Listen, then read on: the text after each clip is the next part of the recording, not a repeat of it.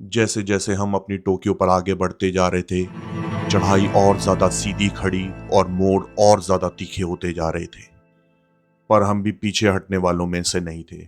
हमने भी अपने मन में ठान ली थी और अब हमें सिर्फ एक ही चीज नजर आ रही थी, और वो थी हमारी मंजिल, हाटू पीक, हाटू माता का टेम्पल। खतरे और मुश्किलों के साथ साथ एक और चीज थी जो बढ़ती जा रही थी, और वो थी खूबसूरती।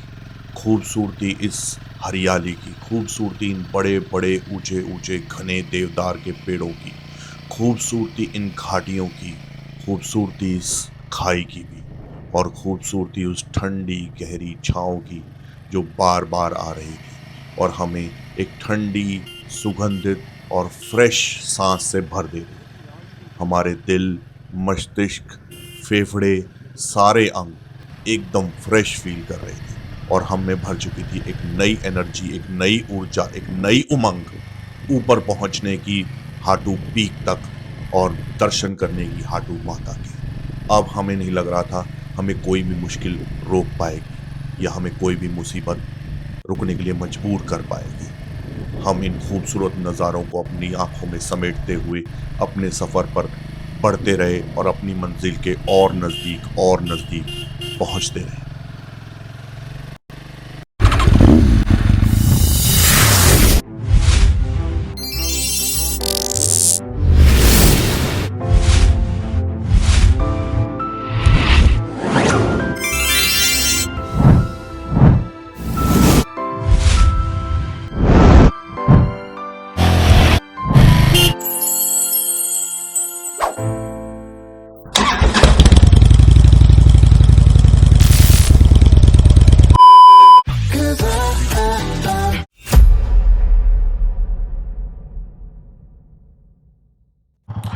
चलिए, अब तक के रास्ते ने एक बात तो क्लियरली साबित कर ही दी थी कि जो कुछ भी अब तक देखा, सहा, इस रास्ते पे एक्सपीरियंस किया, वो सिर्फ एक ट्रेलर था।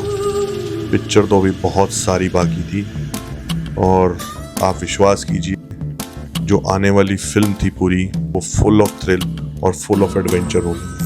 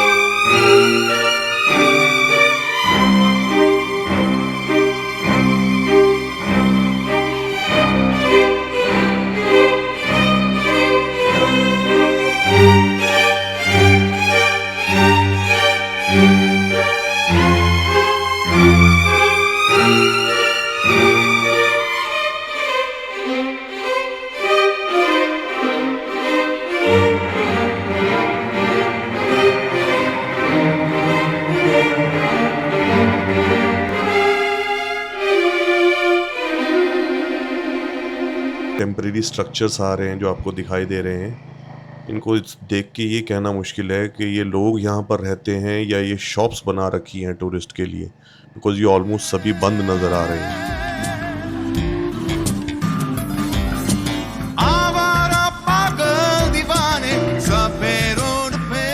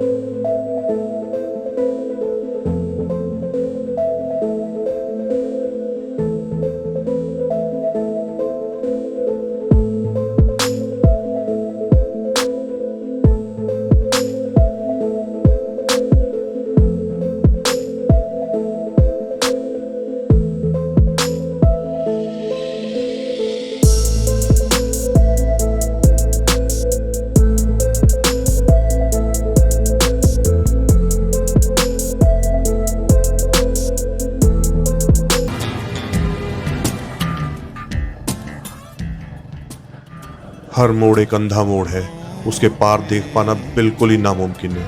इसलिए हम जितना हो सके उतना हॉर्न का प्रयोग कर रहे हैं ताकि आगे आने वाले व्हीकल को हमारे आने का, हमारे होने का आभास हो जाए और एक्सीडेंट का खतरा थोड़ा कम हो जाए।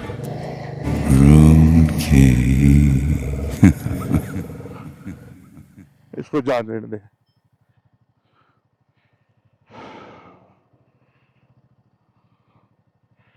धूल उड़ा रहा भैया।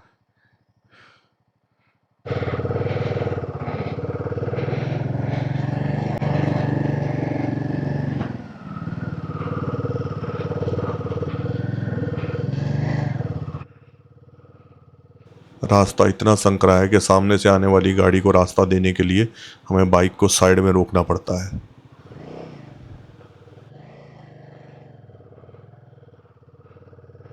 देखा कितना संकरा रास्ता है, एक गाड़ी को भी जगह देने के लिए बाइक को साइड में लगना पड़ता है।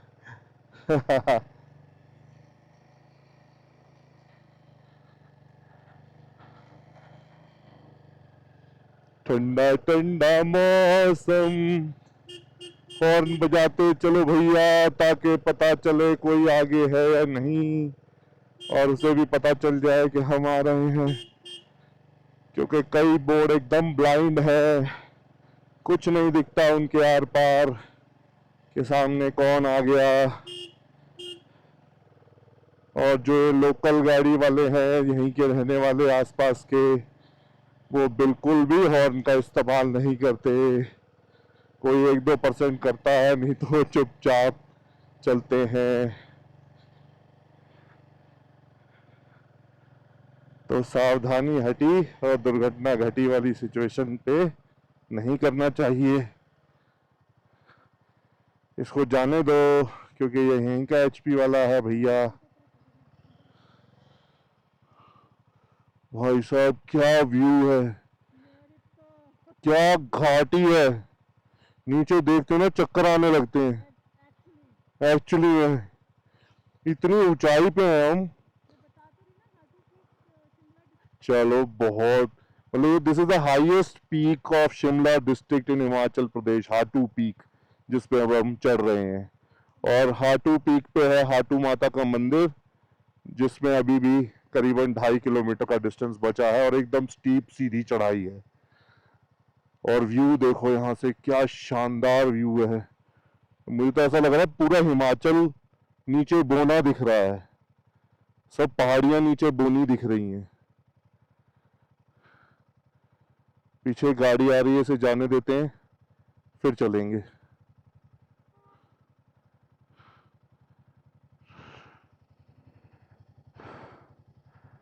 ओ DL12 अनदर HP HR। ओह सबने धुआं उठा दिया भाई, बहुत सारी गाड़ियां लाइन से आ गई। इतना धुआं उड़ा के क्या होगा, आगे तो हमारे साथ ही मिलोगे। आगे क्या ऊपर से नीचे अपनी गाड़ियों के ऊपर वो क्या कहते हैं, क्या कहते हैं, पैराशूट बांध के कूदा दोगे। मिलोगे तो एक ही जगह, जितना मर्जी धुआं उठा लो। चलिए चलो भाई आगे। ओहो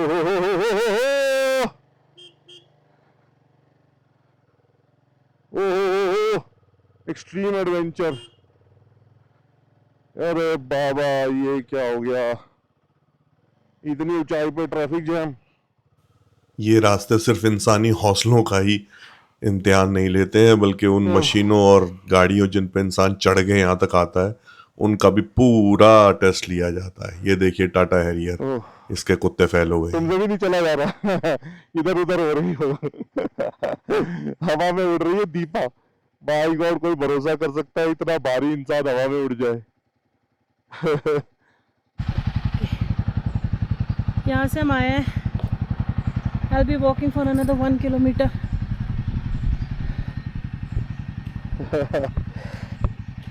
मेरी ट्रैक हो जाती है, मेरी ट्रैक हो जाती है। दीपा ट्रैकिंग करके जा रही है। उसने डिसाइड कर लिया है कि आज वो अपना 100 ग्राम वजन कम करके मानेगी। हाँ हाँ जाओ, मुझे पता है सब कुछ सिंपल है, तुम चलती जाओ, 100 ग्राम वजन तो कम होगा तुम्हारा।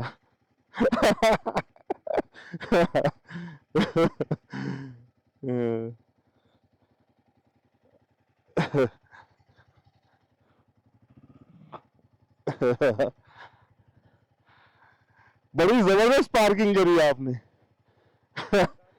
अच्छा, पर इंच के हिसाब से पाक दो। ये गाड़ी भी दिल्ली की है और इस गाड़ी के क्लच प्लेटों ने जवाब दे दिया है। दिल्ली से कितना चलवा दिया मुझे।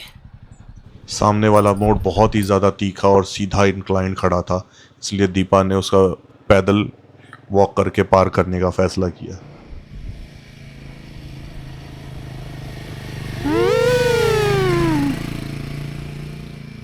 ये तो गया बंदा। ये मोड़ लगभग 60 डिग्री इंक्लाइन पे था और इसे पैदल ही पार करना हमने उचित समझा। अरे इसमें चढ़ जाएगी फिर से, बहुत तगड़ी तगड़ी चढ़ाई है। हमारी बाइक की भी ये बहुत ही कठोर परीक्षा हो रही थी और बहुत जगह बेचारी हाँफने लग गई थी। प्रिंस ट्रैफिक जाम कर दिया है। किसने? अच्छा सॉरी।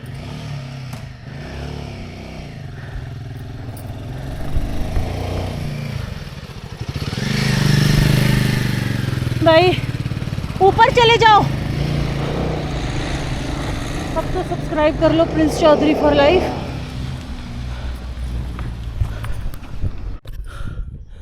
ऐसी की तैसी करती, पानी भी नहीं है।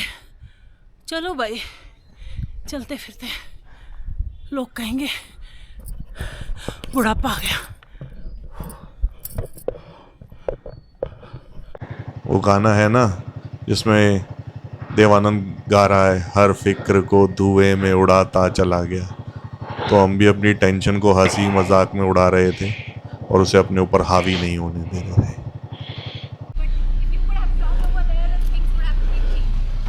जैसा कि आप देख पा रहे हैं, रास्ते एकदम संकरे और मोड़ एकदम अंधे हैं और ऐसी सड़कों पे गाड़ी चलाने का एक ही तरीका है, वो है मोड़ से पहले हॉर्न बजा के आगे से आने वाली गाड़ी को अपने होने का आभास कराना। जब आप हॉर्न बजाते हैं तो गाड़ियों को एक दूसरे का आभास हो जाता है और गाड़ी समय रहते चौड़ी जगह पे रुक सकती है और दूसरे व्हीकल को जाने के लिए पास दे सकती है। बट जब आप हॉर्न नहीं बजाते हैं तो ऐसा कुछ देखने को मिलता है कि जब लग जाता है ट्रैफिक जैम, और ऐसे ट्रैफिक जैम में कहीं से कोई एक महान इंसान आता है और वो सबको ज्ञान बांटो सेशन देना शुरू कर देता है। और यही समय हो रहा है जहाँ एक मोहतरमा सबको ज्ञान बांटो अभियान चला रही है।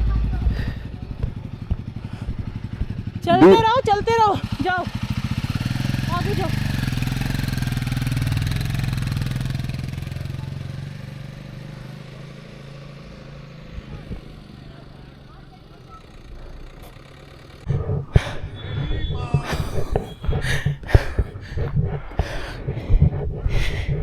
आ जाओ। आ रही हूँ। दीपक कम ऑन, कहाँ रह गई तुम? तो फ्रेंड्स देखिए हमारी प्यारी डिप्स और फ्रेंड्स मीटर की ट्रैकिंग करके आई है और इसने अपना 100 ग्राम वजन कम कर लिया है। फ्रेंड्स वो दगाबाज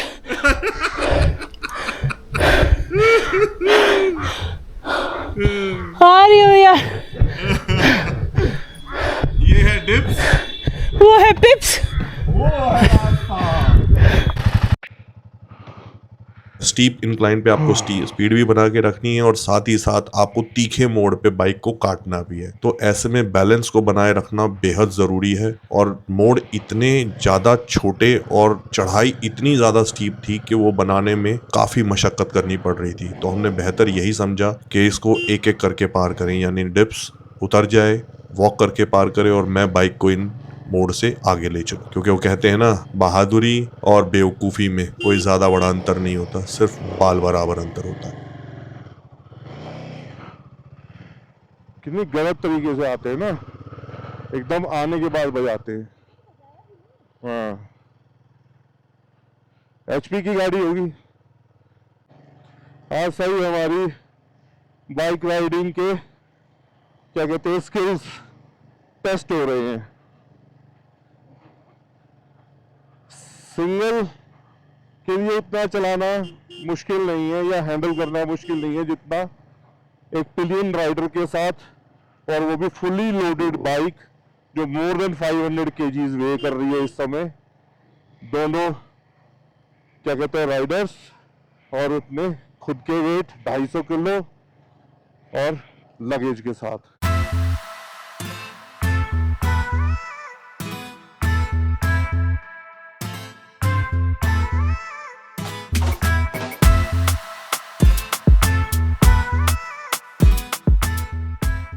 हम हाटू पीक की टॉप तक पहुंचने ही वाले थे। हमारी खुशी का कोई ठिकाना नहीं था। दूर हमें मंदिर की बाउंड्री साफ तौर पे दिखाई दे रही थी। हम इतने खुश थे कि हमारा गला इस खुशी के मारे रुधला चुका था और अब एक शब्द भी और बोलना हमारे लिए पॉसिबल ही नहीं हो पा रहा था। जैसा कि हमें सारे रास्ते लगता आ रहा था कि हमारे अलावा कोई भी और दूसरा टू व्हीलर पे यहाँ नहीं आया है, तो इस पूरी पार्किंग में भी दूर दूर तक हमारी बाइक के अलावा कोई दूसरी बाइक नहीं थी। तो भाई पहुंच गए फाइनली पार्किंग। जैसा मैंने कहा था, जब तक भगवान ना चाहे आप उनके दर्शन नहीं कर सकते, चाहे आप कितना भी कोशिश करो, चाहे आप कितनी भी आसान यात्रा पे चले जाओ। और अगर भगवान ने चाहा है कि आप उनके दर्शन करोगे तो यात्रा कितनी भी मुश्किल क्यों ना हो, कितनी भी परेशानियों से भरी क्यों ना हो, कितनी भी खतरनाक क्यों ना हो, जानलेवा क्यों, आपको ईश्वर दर्शन देंगे। आपको भगवान के दर्शन करने से स्वयं भगवान भी नहीं रोकेंगे फिर।